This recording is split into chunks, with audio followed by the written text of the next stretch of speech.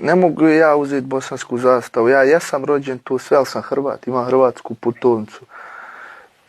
FFC je davno pogriješio kad su stavili oni prvi put bosansku zastavu.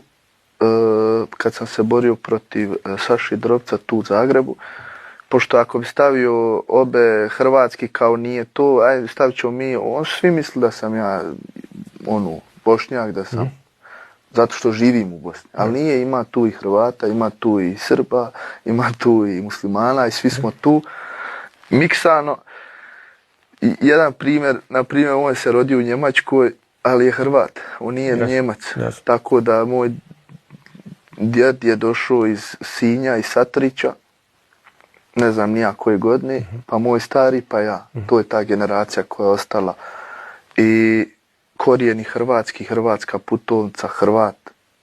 Ne mogu ja izlaziti sa bosanskom zastavom. Ja sam nešto pokušao miksat da svima udovoljim, ali ne može se udovoljiti. Ja volim Bosna i moja država. I ako mi neko kaže da sam Bosanac, ja se to ne ljutim. To je isto moja država, ja kažem ja sam iz Bosne.